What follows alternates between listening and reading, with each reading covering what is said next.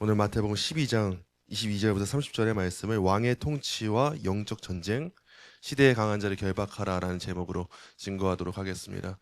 오늘 우리가 선 이 말씀은 단순히 2000년 전 낡은 갈릴리의 치유 기적 사건이 아닙니다. 단순히 그 정도로만 이해하지 마시고 이해를 해야 돼요. 오늘날 우리는 많이 시선을 빼앗길 만한 사건들을 마주하고 있어요. 우리가 오후에도 다루게 되겠지만 이 중동에서 일어나는 전쟁의 문제만 하더라도 과거에는 우리와 좀 무슨 상관이 있겠는가 하던 문제였는데 생각보다 우리에게 많은 상관을 주고 있어요. 이런 문제를 마주하면서 전쟁이라는 것이 진짜 일어나긴 하는구나. 이게 이렇게 일어날 때 우리가 어떤 자세를 취해야 하는가? 많은 관심을 쏟고 뉴스 기사들이 저도 아침에 일어나면은 포털 사이트에서 뉴스 기사를 중동 전쟁부터 보고 있는 것 같아요. 미국과 이란의 이 전쟁을 보면서 국제 정세가 어떻게 흘러가는가?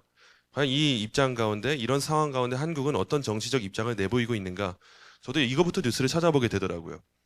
근데 이런 전쟁보다 더 중요한 건 따로 있습니다. 트럼프가 어떠느냐, 지금 이 대통령이 어떻게 하느냐, 이거보다 더 중요한 건 눈에 보이는 전쟁이 아니라 실제로 이루어지고 있는 영적 전쟁이에요.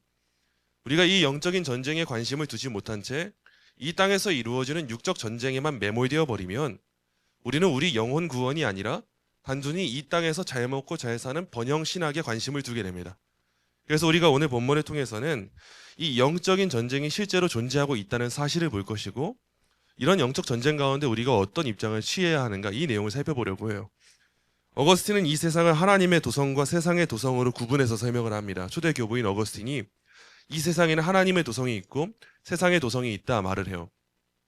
우리가 잘 읽어보았던 철로역정을 기록한 존 버년도 철로역정이 아닌 다른 책에서 이 세상을 두 도성으로 나눠서 설명을 해요. 임마누엘 왕의 도성과 디아볼로스의 도성, 예수님의 도성과 사탄의 도성이 있다라는 걸 설명한 거예요. 이 신앙의 선배들도 세상은 우리가 눈에 보기엔 하나의 세상처럼 보이지만 영적으로는 분명히 구분된 나라가 있다라는 걸 설명해 주었던 거예요. 우리가 서 있는 나라가 지금 그렇습니다, 여러분. 지금 우리가 서 있는 나라가 그냥 그렇게 깨끗하고 안전하기만 한 나라가 아니에요. 우리는 지금 기도하면서 다음 주 토요일에 있을 광화문에서의 거룩한 방파제 집회를 준비하고 있는데, 여러분 뉴스 보셨는지 모르겠어요.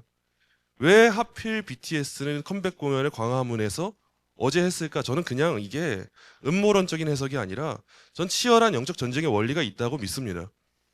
그 자리에서 우리는 뜨겁게 기도하고 결단할 걸 촉구하고 있는데 많은 사람들이 시선을 분산시키면서 세상 문화에만 빠져들게 만드는 문화가 없겠습니까? 그리고 그 문화 안에 저는 그냥 이 세상 음악이 잘못됐다고 생각하지 않아요. 세상 음악은 좋은 거 많아요.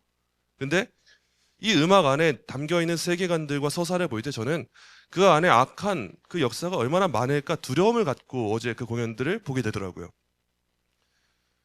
기존에 나오는 뉴스 기사에 의하면 뭐 한 30만 명 인파가 동원될 거다, 뭐 할 거다 하더니만 4만 명도 채 안 되는 인원, 얼마 되지도 않고 저는 우스운 꼴이 벌쳐졌다고 생각을 해요.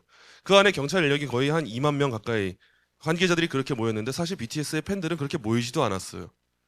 같은 시간에 김건모 씨가 잠실 운동장에서 공연할 때 만 몇천 석이 꽉 찼대요. 그럼 BTS의 명성에 비할 때 저는 그렇게 많은 인파는 모이지 않은 것 같아요. 근데도 언론과 전 세계는 BTS에 주목하면서 그 광화문의 그 자리를 K-팝 열풍이다, 그 문화를 만들고 있는데 우리는 그 안에서 시대를 분별해야 될 필요가 있어요. 많은 사람들이 그 자리에서 세상의 유혹과 쾌락에 빠져가고 있을 때, 사탄의 문화에 아무렇지도 않게 동조하고 있을 때 왜 이 시기에 하필 이런 일들이 일어나고 있는가? 한 번쯤은 생각해 보는 게 깨어있는 그리스도입니다. 그렇기 때문에 여러분 이런 실체를 보시면서 오늘 이 본문 가운데 영적 전쟁이라는 게 실제로 존재하는구나, 내 삶에 이렇게 찾아오는구나, 이 안에 우리가 이해를 가지고 오늘 본문을 보기 원합니다. 먼저 오늘의 본문 22절 보시죠. 22절 본문 말씀 우리 함께 한 목소리로 읽겠습니다. 그때에 귀신 들려 눈 멀고 말 못하는 사람을 데리고 왔더늘 예수께서 고쳐주시매 그 말 못하는 사람이 말하며 보게 되는지라. 아멘. 오늘 본문은 단순하게 불쌍한 병자 하나가 고침받아서 간증하게 됐다, 이 정도의 이야기가 아니에요. 이 불쌍한 영혼을 잘 보니까 핵심이 뭐냐, 말 못한다가 아니라 마귀에게 완전히 사로잡혀 있었다가 핵심이에요. 그냥 말 못한다가 아니라 마귀에게 사로잡혀 있는 사람이었다가 핵심이에요. 영적인 속박을 당해서 육체적으로나 전 인격적으로 마귀의 노예가 되어서 종이 되어서 자유함도 없고 기쁨도 없고 모든 것을 빼앗긴 상태가 이 한 사람이었다는 걸 보고 이해하셔야 돼요. 근데 여기서 예수님이 단순하게 어떤 행동을 하셨는가 보니까 귀신을 쫓아냈다라고 기록을 하지 않았어요, 마태가. 여기에서 고쳐주심에라고 기록하는데 다른 말로 치유하셨다를 의미하는 게 고쳐주심이에요.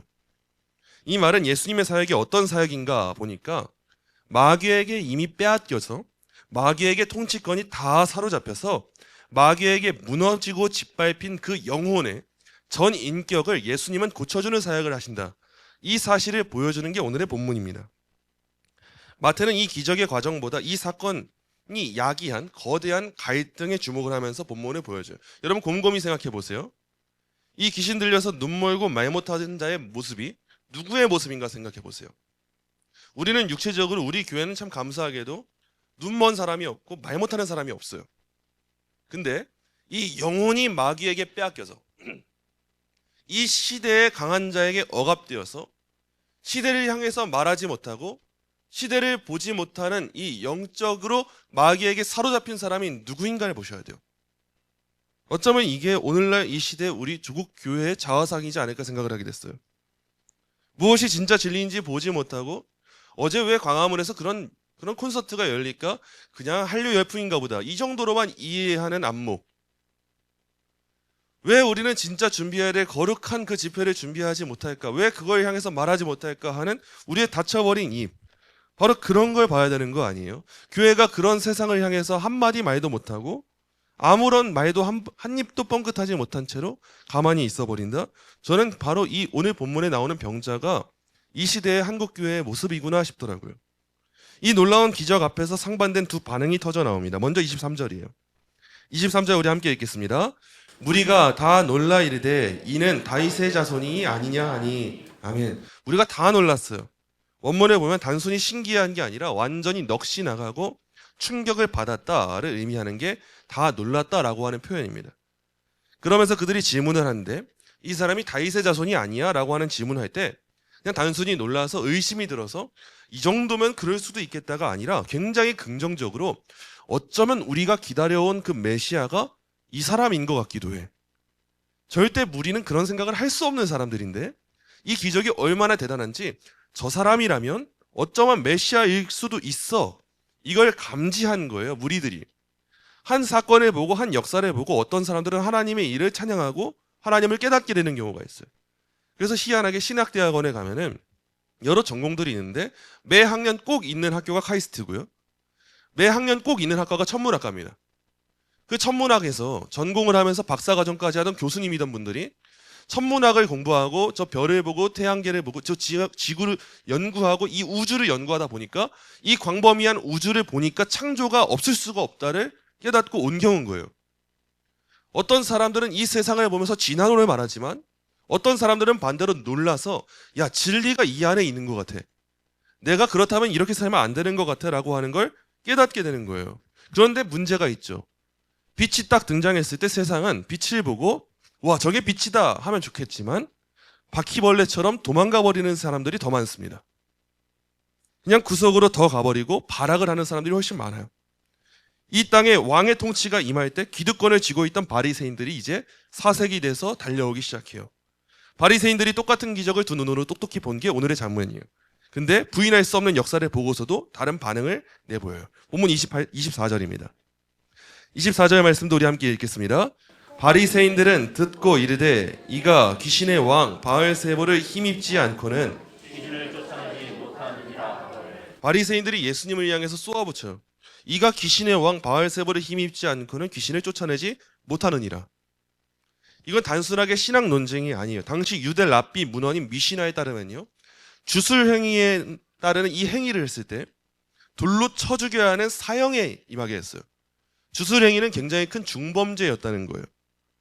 바리새인들은 대중이 예수님을 메시아로 인정하려고 하는 그 반응을 보고 이거는 정말 위험하다. 우리의 이 권력이 흔들리고 있다라고 하는 판단을 내립니다. 그래서 성령의 역사를 마귀의 역사로 둔갑을 시켜요. 악의적인 프레임을 씌워요. 그래서 예수님을 사형수로 몰아서 사회적으로 완전히 매장시키려고 한 거예요. 근데 이 역사는 온 기독교 역사 가운데 항상 반복되어던 세상의 방법이고 지금도 똑같이 이루어지는 가짜뉴스예요. 초기 기독교 역사를 보면은 로마 제국이 초대교회 성도들을 핍박할 때 가짜뉴스로 거짓 프레임을 만들었다는 사실을 발견하게 돼요. 교회 성도들이 모여서 살과 피를 기념하면서 거룩한 성찬식을 합니다. 그러면서 교회 안에서 우리한테는 특별한 호칭이 있잖아요. 형제님, 자매님. 초대교회 때도 거룩하게 가족이 되었기 때문에 형제님, 자매님 부르고 있는데 살과 피를 먹는다고 하니까 이 성찬식을 보고 로마가 거짓 뉴스를 퍼뜨리기 시작해요. 기독교는 식인종들이다. 근친상간하는 사람들이다. 로마의 지식인들과 권력자들이 교묘하게 왜곡시켜서 초대교회의 성찬식을 향하여서 저 기독교인들은 지하실에 모여서 사람을 뜯어먹고 피를 마셔. 형제자매끼리 난잡한 짓을 하는 혐오스러운 집단이야. 프레임을 씌운 거예요. 바리새인들이 정확하게 이 짓을 예수님께 적용시킨 겁니다. 예수님이 하신 성령의 역사를 가지고 이거는 사탄의 역사야. 교묘하게 전환시켜서 사람들의 논지를 왜곡시켜버리는 거예요. 우리가 오늘날 정신을 바짝 차려야 할 이유가 바로 여기 있어요. 2000년 전에 예수님께 씌워졌던 이 악의적인 프레임이 빛을 어둠이라고 부르고 진리를 혐오라고 부르는 프레임이 지금 이 시대에 그대로 임하고 있는데 우리는 왜 이렇게 아니랄까요? 최근에 한 감리교 목회자가 2024년 6월 1일에 서울 퀴어 문화축제에 참석해서 축복식을 집례했어요. 감리교 목회자예요, 목회자. 목사님인 거예요. 근데 퀴어 문화축제에서 축복식을 집례했어요. 그리고 이런 퀴어 문화를 지지하는 다른 목회자가 출교당했을 때 그 목회자가 출교당한 게 부당하다고 감리교 안에서 성명서를 냈어요. 그리고 같은 해 7월 6일 대전에서 또 퀴어 문화축제가 열리는데 또 한 번 이 목사님이 축복식을 집례하고 결국 2024년 12월에 감리교 내에서 출교를 당한 일이 있었어요. 이 목회자가 출교 판결이 억울하다면서 법원의 문을 두드렸고, 여러분 목회자 안에서 이 문제가 생길 때 우리 교회 교단법, 기독교 안에서의 헌법은요, 가능하면 교회 안에서 해결하는 법을 가지고 있는데 세상 법정에 갔다는 거예요. 지금 세상 법정에 가서 억울하다 법원의 문을 두드렸고 법원에 의해서 이 출교 효력을 정지한다는 판결을 최근 받았어요. 이 사안을 두고 세상 언론과 반성경적인 세력들은 어떻게 교회를 공격하고 있는가, 여러분 언론을 몇 개만 찾아보셔도 금방 파악하실 수 있어요. 최근 작용화된 기독교 언론사에서는 성경적 기준에 따라서 범죄한 이 사람을 치리한 이 사건에 대해서 이걸 인권 침해라고 말해붙이고 있고 비민주적 억압이라고 말해붙이고 있어요. 그러면서 세상 법정과 여론으로 정통 교회를 맹비난하고 있어요. 이 안에서 우리가 뭘 발견해야 될까요? 두 가지겠죠. 첫 번째, 세상 법정이 교회 법정을 더 우위에 있을 수 있는 그 권위가 있는가?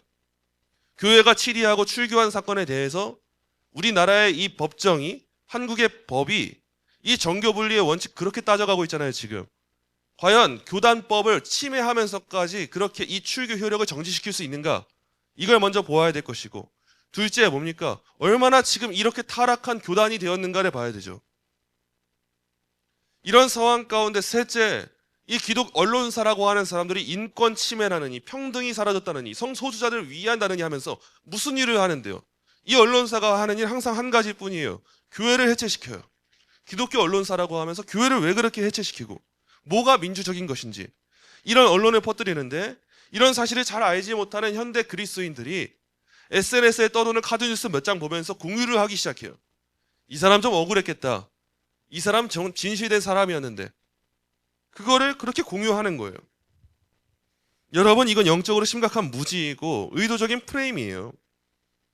교회의 권징은 세속적인 민주주의 원리를 따르는 게 아니고 다수결을 따르는 것도 아니에요. 교회가 다수결이면 좋을 것 같지만 여러분, 다수결은 좋지 않아요. 법체계 안에서 우리가 어쩔 수 없이 다수결을 수용하는 것뿐이지, 죄인된 인간을 그냥 다수결에 두면 바벨탑을 쌓고 맙니다. 그게 우리의 본성이에요. 의인은 하나도 없고 모두 악에 치우친 존재가 사람이에요. 그래서 항상 법이 먼저 바로 서야 되는 거고, 법으로 우리를 억압하고 누르는 상황 가운데 건전한 윤리가 나올 수 있게 하는 자유가 있는 것이지, 법이 없는 자유는 자유가 아닌 거예요. 하나님이 교회에 부여하신 거룩한 천국 열쇠를 행사하는 이 권징과 치리에 대해서 세상이 침해한다? 여러분, 그거 잘못된 거예요. 그건 절대 민주적인 게 아니에요. 이러한 시도는 교회의 권위와 그리스도의 영적 통치를 부정하는 세속주의의 시도입니다.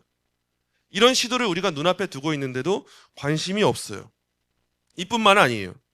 이 시대의 영적 소경들은 진짜 분노해야 될 곳에는 침묵을 해요.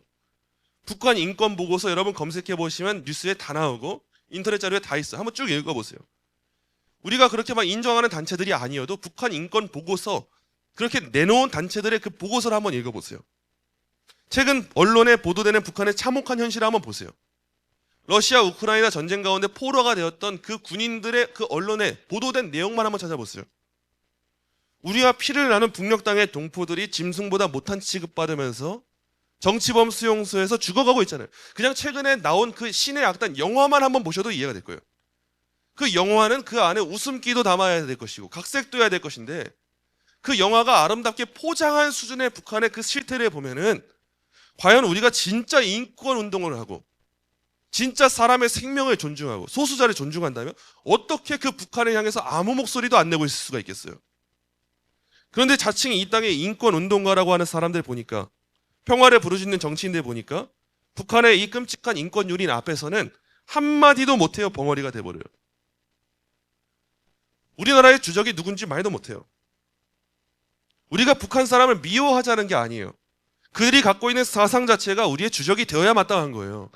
많은 사람들의 생명을 빼앗아가는 나치 정권에 대해서 어떻게 우리가 함께 동조하고 동의할 수가 있겠어요? 그건 비상식 아니에요. 몰상식한 거 아니에요.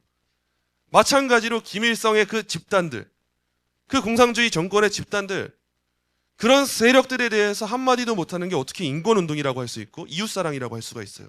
진짜 이웃사랑이 뭔데요? 그냥 눈앞에 보이는 사람들 몇 번 섬겨주는 거? 그것도 이웃사랑이죠. 근데 진짜 이웃사랑이면 이렇게 말하고 북한 인권을 위해서 일하는 사람들을 지켜 세워줄 수 있는 게 진짜 이웃사랑하는 사람들 아니에요? 근데 왜 이런 일이 계속 이상한 방향으로 흘러갈까요? 탈북민들을 구출하려고 하는 기독교인들을 향해서 평화를 깨뜨리는 전쟁광이라고 하는 이름을 붙여요. 강도 만난 자를 외면하면서 평화를 논해요. 그게 진짜 평화일까요? 그건 평화가 아니에요. 저도 더 이상 강단에서 차별금지법 얘기하고 싶지가 않아요. 저도 제발 이런 이야기를 설교 시간에 안 할 수 있는 날이 왔으면 좋겠어요.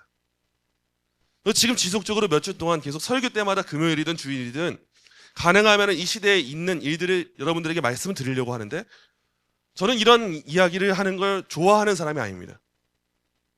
우리 전에 옛날에 로마서 강의할 때나 이럴 때 제 설교 스타일이 그때 제가 좋아하는 설교 스타일이에요. 본문 주의하는 거.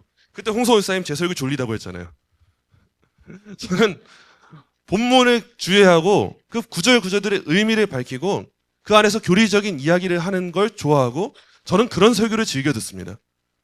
근데 지금 이 시대는 우리가 교회로서 그리스도인으로서 절대 침묵할 수 없는 명확한 사안을 두고 있기 때문에 이 사안에 대해서 이야기를 하지 않을 수가 없기 때문에 이런 상황인데도 불구하고 이 시대에 대해서 관심을 갖고 있지 않고 모순된 모습을 행하고 있으면서도 나는 그리스도인이야? 평안하다 평안하다 살만하다 살만하다 하는 사람들이 넘쳐나고 있기 때문에 저 진짜 가슴이 찢어지는 마음으로 여러분들에게 말씀을 드리는 거예요. 여러분 우리가 이런 시대에 동조하고 침묵하고 있는 거는 우리가 표면적으로는 그들을 찬성하는 게 아니어도 내면적으로는 그들의 압제에 동조하고 있는 거예요. 바리새인들은 예수님의 사역을 사탄의 사역으로 둔갑시키는 성령 모독죄의 벼랑 끝에 서 있는 상황이에요. 지금 교회가 세상의 조롱이 두려워서 언론의 공격이 무서워서 교회의 거룩한 권징을 포기하고 말씀의 진리를 포기하고 죽어가는 북한 동포들을 향한 진리의 목소리를 닫아버린다? 그럼 우리 또한 진리를 왜곡하는 공범이 되는 거예요. 공산 독재 국가에 우리가 동조하는 거라고요. 우리가 차별금지법에 관심 가지지 않고 살아가는 동안 우리는 차별금지법 발의하는 저들의 그 속셈에 동조하는 죄악을 우리도 알게 모르게 함께 하고 있다는 거예요. 우리가 이 시대 문화를 읽지 못하고 이 시대 문화에 이 세속화된 타락된 순결하지 못한 그 문화에 아무 말도 못하고 있는 그 상황 가운데 우리는 그냥 가만히 우리 할 일 하고 있는 게 아니라 우리 또한 동조하고 있는 또 다른 죄를 낳고 있는다는 거예요. 여러분 제발 거룩한 분별력을 회복하시기 바랍니다. 세상의 거짓 프레임에 속지 마시고 왜 세상이 이렇게 할까? 세상은 무슨 꿍꿍이일까? 우린 그걸 분별할 수 있는 눈을 가진 사람들이에요.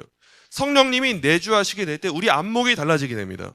그 안목을 가지고 명확하게 분석해서 그래 세상은 또 이렇게 가짜뉴스를 퍼뜨리고 하나님의 역사를 왜곡시키는구나. 한국교회가 모여서 기도할 때 혐오 집단이라고 또 만들겠구나. 아 그래 한번 해봐라. 우리는 그래도 거룩하게 기도를 하련다. 이 믿음 갖고 나아가야 되는 게 우리 교회라는 거예요. 여러분 예수님은 그들의 검은 속내를 정확히 아시고 모순을 깨뜨리세요. 본문 25절 26절이에요. 25절 26절 우리 함께 읽겠습니다.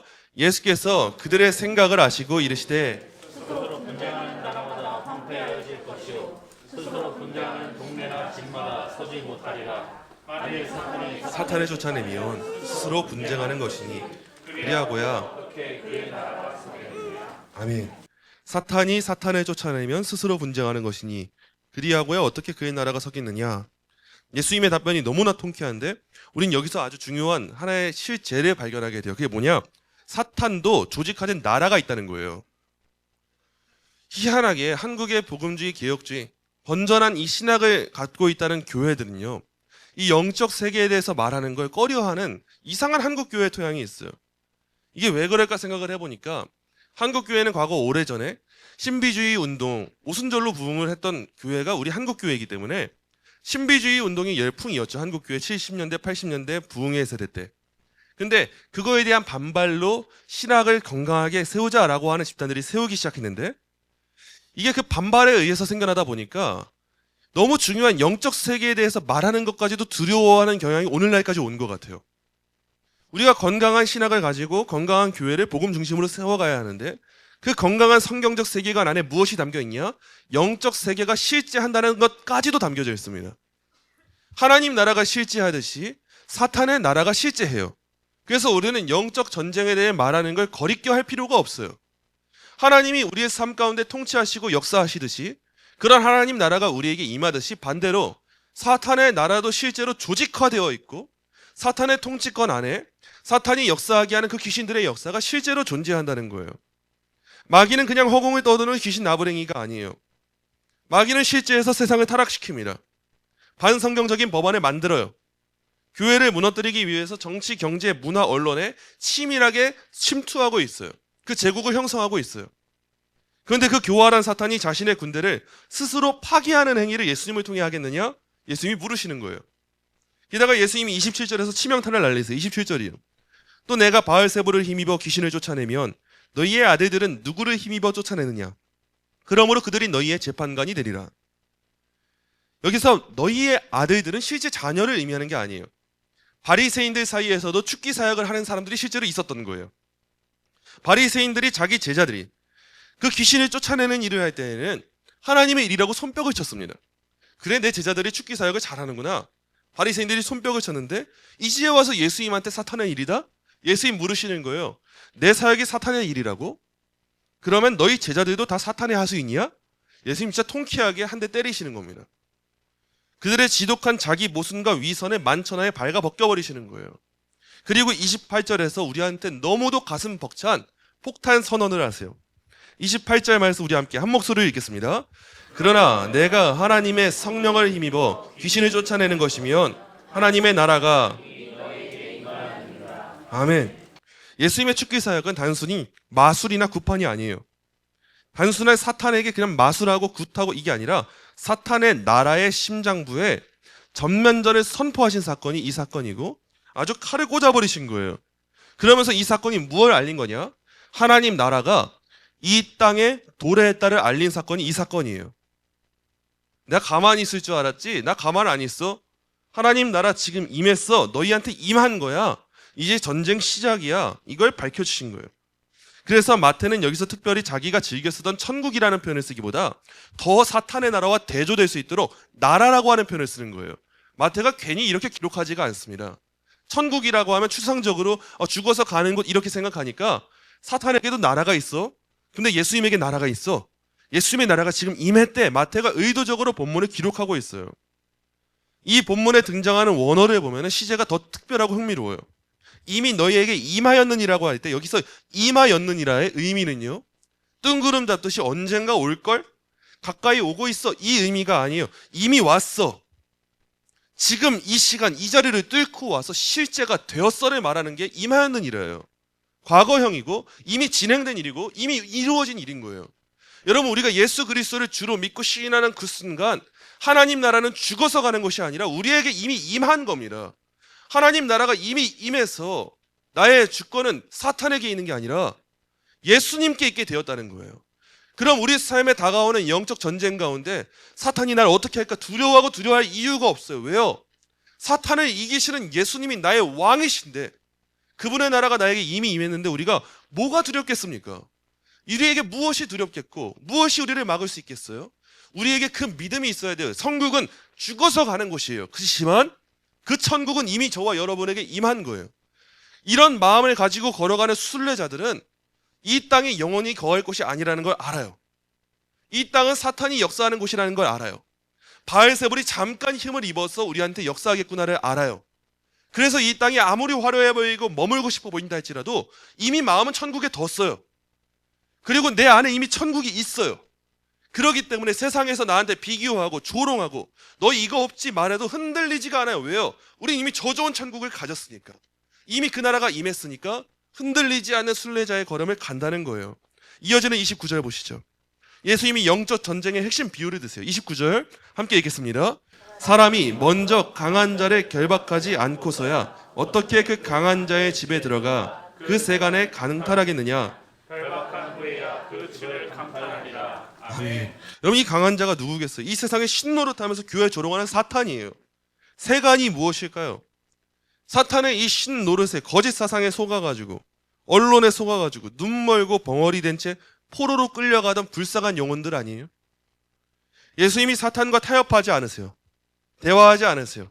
여러분, 사탄은 대화하고 그렇게 회유시키는 존재가 아니라 끊어내야 되는 존재예요. 함께 할 수 있는 존재가 아니에요. 사탄보다 더 강하신 분으로서 결박해버린 게 예수님의 사역이었어요. 2차 세계대전 당시에 아돌프 히틀러가 이끄는 나치 독일은 온 유럽을 피로 물들이며 무자비하게 짓밟았어요. 당시 나치의 군사력은 감히 어느 누구도 뚫을 수 없는 철옹성과 같았어요. 프랑스도 폴란드도 다 무너져 버렸어요. 온 세상이 어둠과 절망으로 빠져있던 그때에 전쟁의 판세를 단번에 뒤집어버린 역사적인 사건이 하나 일어납니다. 바로 1944년 6월 6일에 감행된 유명한 노르망디 상륙작전이에요. 아마 들어보셨을 거예요. 노르망디 상륙작전. 미국과 영국을 위시한 연합군이 프랑스의 노르망디 해변을 향해서 역사상 최대 규모의 상륙작전에 감행한 거예요. 이 히틀러에 대항하기 위해서. 사실상 이 작전은 자살작전과도 같았어요. 빗발치는 나치의 기관총 탄환 앞에서 수많은 젊은 연합군이 피를 흘리고 죽었어요.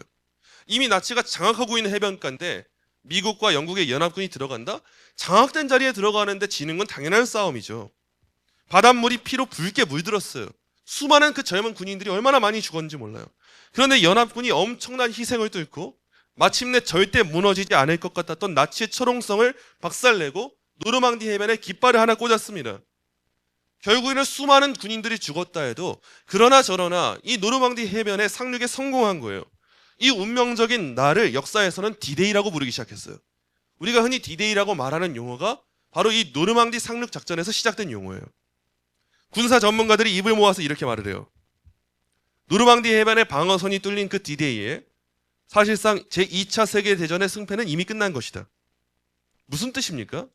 초롱성과 같아서 뚫리지 않을 것 같은 거대한 그 해안선이 뚫리면서 나치의 심장부인 독일 베를린으로 진격할 수 있는 거대한 고속도로가 뻥 뚫리게 된 사건이 이때 이루어졌다는 거예요. 그 노르망디 해변이 별거 아닌 것처럼 보여도 거기를 하나 장악하고 나면 베를린으로 향할 수 있는 길이 열리게 되기 때문에 미국과 영국의 연합군이 거기를 장악했다? 그러면 이미 이 전쟁은 끝난 전쟁이다 평가를 한 거예요. 무적을 자랑하던 나치 군대 척추가 꺾였어요. 물론 그 후로도 전쟁은 1년 정도의 시간 동안 지속이 됐습니다. 근데 그 1년은요, 미국이 밀리고 있고 이런 시간이 아니라 죽어가는 나치 정권이 발악하는 시간에 불과했어요. 히틀러의 패망은 이 디데이에 이미 확정된 기정사실이 되었어요. 여러분, 예수님이 사탄을 결박하신 오늘 본문의 이 엄청난 사건이 영적 디데이예요. 이 세상을 보세요. 인류가 타락한 이후에 사탄은 그 오랜 시간 동안 세상에 신노릇하면서 죄와 사망이라고 하는 철옹성을 쌓았어요. 실용성을 쌓았어요. 그 어떤 인간의 철학도 종교도 도덕도 이 사탄의 방어선을 뚫을 수가 없었어요. 뚫리지 않을 것 같았던 노르망디의 이 해변선이 이 사탄의 나라 아니에요? 그런데 2000년 전 우리 대장 되신 예수 그리스도께서 이 어둠의 땅에 상륙하신 거예요. 그 자리에 깃발에 꽂아버리신 거예요. 십자가에서 자기의 거룩한 피를 흘리심으로 절대 무너지지 않을 것 같았던 사탄의 방어선을 깨뜨려서 허물어버리신 거예요. 죽음의 권세를 깨고 부활하심으로 사탄의 심장부에 깃발을 꽂아버리신 거예요. 이 영적 노르망디 상륙 작전이 성공해버린 거예요. 예수님이 십자가에서 다 이루셨다 선포하셨어요. 바로 그날 이 세상의 신노릇하던 사탄의 권세는, 떵떵거리던 사탄의 척추는 반으로 접혀버렸습니다. 그 권세는 주님의 발 아래 영원히 결박당해버렸어요. 그렇다 하면 이 영적인 디데이에 이미 저와 여러분이 살아가고 있는 영적 전쟁의 승패는 결정난 거 아니겠습니까? 더 이상 우리가 우리의 심령의 연약함의 문제로 인해서 슬퍼하고 고민하고 고뇌하고 아파하고 늘 사탄의 전쟁에 짓눌리고 이럴 필요가 없는데 왜 우리는 이 전쟁의 승리를 누리지 못하고 살아갈까요? 여기서 우리가 중요한 영적 현실을 깨달아야 돼요.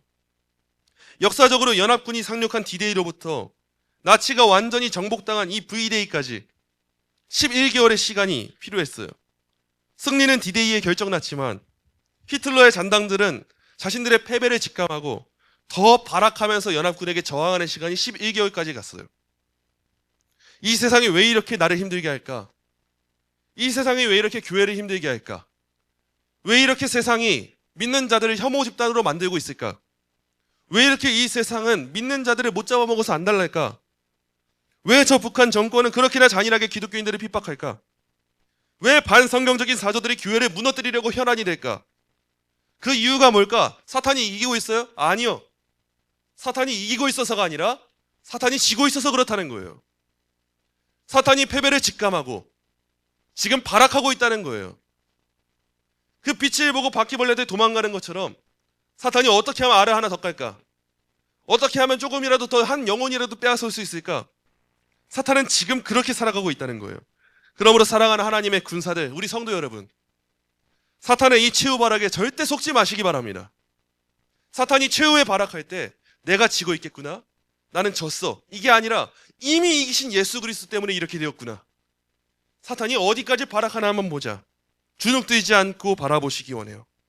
이미 결박당한 패잔병들의 그 허세에 겁먹지 마시고 예배당 안으로 숨어드는 비겁한 군사가 되지 마시고 이미 십자가에서 승리는 확정되었으니 저 사탄의 포로로 잡혀있는 내 가족, 내 자녀, 저 북녘의 영혼들을 강탈해야겠구나.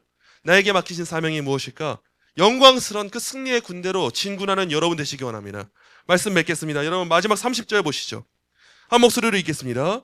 나와 함께 아니하는 자는 나를 반대하는 자요, 나와 함께 모으지 아니하는 자는 해치는 자니라. 아멘. 진리가 짓밟히고 성령이 모독받는 이 치열한 전면전의 상황에서 중립지대는 결코 없어요. 교회가 세상에 공격받을 때, 북한의 무고한 생명들이 죽어갈 때, 지금도 원인 모를 다양한 이유로 가장 약한 태아들이 그 낙태약 합법화하겠다고 그렇게 죽어가고 있을 때 나는 정치적인 건 싫어, 난 그냥 조용히 예수나 믿을래, 이렇게 숨는 거는 평화주의자가 아니에요. 그건 좋은 신앙이 아니에요. 하나님 나라를 위해서 땀 흘리지 않는 자는 양떼를 해치는 사탄의 앞잡이로 쓰임받는 거예요. 영적인 방관은 압제자를 돕는 죄악이에요. 1938년에 전쟁의 관계에 사로잡힌 히틀러가 체코슬로바키아의 수데텔란트를 요구하면서 전쟁 위기를 고조화시키고 있을 때가 있었어요. 세상 나쁜 짓 히틀러가 다 해버렸어요. 그렇게 수데텔란트를 달라고 할 때, 전쟁 위기를 고조시키고 있을 때 영국의 네빌 체인벌린 총리는 전쟁을 막기 위해서 미넨으로 나갔어요. 그는 히틀러와 협정을 맺고 평화를 약속받았다고 믿으면서 돌아왔어요. 그리고 종이 한 장 흔들어대면서 외쳤어요. 나는 우리 시대의 평화를 지켰다. 히틀러와 제가 제 얘기 잘하고 왔어요. 우리 협정 잘하고 왔어요. 이거 종이 좀 보세요. 내가 평화를 지켰다. 신이 나서 돌아온 거예요, 총리가. 근데 당시에 윈스턴 처칠은 피를 토하면서 경고했어요. 당신은 전쟁과 수치 사이에서 수치를 택했어요. 그러나 결국 전쟁도 피하지 못할 거예요. 윈스턴 처칠이 이 말을 하고 이 말이 불과 1년 만에 현실이 됐습니다. 히틀러가 약속을 깨고 폴란드를 침공하면서 전쟁을 일으킨 거예요. 여러분, 악한 세력, 시대의 강한 자와는 타협을 할 수 있지가 않아요. 히틀러와 타협하려고 하는 게 제정신입니까? 김일성, 김정은과 타협하려고 하는 게 제정신입니까? 타협은 어느 정도 좀 공통된 가치관을 공유하고 있는 사람들이 하는 거예요. 협상은 교회 안에서 할 수 있는 거고 성도들 안에서 할 수 있어요. 어느 정도 같은 가치관을 공유하고 있을 때 하는 거예요. 근데 너무도 악한 세력, 시대의 강한 자, 사탄과 타협한다? 사탄과 협상한다? 여러분의 배우자와 여러분의 자녀가 어머니, 아버지, 제가 사탄과 잠깐 이 정도 협정은 맺을 수 있을 것 같아요. 제가 사탄한테 제가 성인이 될 때까지는 건드리지 말아달라고 협정을 맺고 왔어요. 종이 좀 보세요. 흔든다고 생각해 보세요. 그게 제정신이냐는 거예요. 적당히 물러서서 유화 정책을 펴는 건 가짜 평화예요. 이렇게 해야 세상이 듣지 않겠습니까? 아니요. 그렇게 해도 세상은 안 들어요. 애초에 들어본 적이 없어요. 우리가 뭐 노력하지 말자는 게 아니에요. 근데 아닌 건 아닌 거고 안 되는 건 안 되는 거예요. 오늘날 한국교회가 이 끔찍한 유화 정책에 빠져 있는 것 같아요. 오늘날 이 한국교회의 이 모습을 보면서 저와 여러분의 모습을 함께 보시기 원합니다. 오늘가 우리가 함께 가슴 찢고 회개하며 기도하기 원합니다. 주님, 우리가 방관자였습니다. 시간 없고 바쁘고 살기 힘든 거 맞아요. 그렇지만 그래도 우리가 교회로서 성도로서 지금 이 시대에 꼭 관심을 가져야 되는 일은 있는 거예요. 그래도 우리가 성도라면 지금 이 시대에 해야 할 기도는 있는 거예요. 그래도 우리가 성도라면 복음 전해야 되는 건 당연한 거잖아요. 그래도 우리가 성도라면 교회가 이 지경이 되었다면 이 명확한 부분들에 대해서는 말해야 될 필요가 있는 거예요. 더 이상 벙어리로 살아서는 안 됩니다. 영적 소경으로 세상의 사료를 받아 먹으면 안 돼요. 애통함으로 간구해야 돼요. 하나님, 이 조국 대한민국 교회들이 덮고 있는 거짓 프레임의 강한 자를 예수 그리스도의 이름으로 박살내 주시옵소서. 교회를 조롱하는 세속의 영을 결박하여 주시옵소서.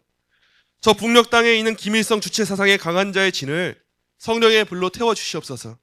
이렇게 기도할 수 있는 시대에 남은 자가 있다면 저와 여러분이 그 남은 자가 되어야 되지 않겠습니까? 여러분, 거룩한 꿈을 꾸셔야 됩니다. 이 시대의 남은 자, 이렇게 기도할 수 있는 한 사람이 있다면 저는 제가 되겠습니다. 저와 여러분이 되기를 원해요. 우리 교회가 적어도 세상이 아무리 우리를 조롱하고 우리한테 정치적이야 뭐야 말하면 의미 없어요. 정치적이라는 소리 좀 들으면 뭐 어때요? 저 교회는 왜 그렇게 차별금지법에만 반대하려고 혈안이 됐어? 그 소리 좀 들으면 어때요? 우리가 언제 혈안이 됐어요? 해야 되니까 하는 거지. 언젠가 이 모든 거 끝나면은 기대하세요. 로마서 강해 다시 할 거예요. 우리 홍 집사님 피곤하다고 하는 설교 똑같이 할 거예요. 그런 날이 저는 속히 오기를 바라요. 교회 안에서 정치 제기 안 했으면 좋겠어요. 교회 안에서 차별금지법, 전쟁, 윤리, 낙태, 피임 이런 얘기 안 했으면 좋겠어요. 저는 그날을 꿈꿉니다. 한국교회를 향한 비판의 목소리를 낼 수밖에 없는 이 일들 안 했으면 좋겠어요. 한국교회가 광화문에 모일 일이 없었으면 좋겠어요. 그냥 한국교회 각각 곳곳마다 있는 곳곳마다 매 주일이 거룩함을 지키는 집회 현장이 되었으면 좋겠고, 그 한국교회 성도들이 있는 곳곳마다 그 성도들이 시대의 거룩한 방파제가 되었으면 좋겠어요. 근데 지금은 그럴 수가 없잖아요. 너무 정신을 못 차리고 있잖아요. 그렇다면 지금은 모일 수밖에 없는 거예요. 여러분, 이런 마음 가지고 회잔병처럼 움츠러들지 마시고 강한 자는 이미 결박되었다는 것을 믿으시고 우리의 기도가 회잔병들의 절규가 아니요 사탄의 진영을 쳐부수고 포로된 영혼들을 탈환한 거룩한 무기라는 사실을 믿으시면서 여러분, 기도를 쉬지 마시고 기도해야 될 때 기도를 놓지 마시고 기도의 용사로 쓰임받게 되는 저와 여러분, 우리 교회 되기를 간절히 소망합니다. 기도하겠습니다. 하나님, 감사합니다. 오늘 이 말씀 묵상하면서 함께 이 시대를 향한 애통하는 마음 품고 우리가 지녀야 될 자세를 깨닫게 하심에 감사합니다. 우리가 한 마음과 한 뜻으로 시대의 방관자 되지 않고 시대를 향한 목소리를 내고 시대를 향한 이 강한 자를 결박하는 사역에 동참하게 되기 원하오니 연약하지만 저와 우리 모든 성도들의 이 기도를 들어주시고 우리를 사용하여 주시옵소서. 감사함이 예수님의 이름으로 기도합니다. 아멘.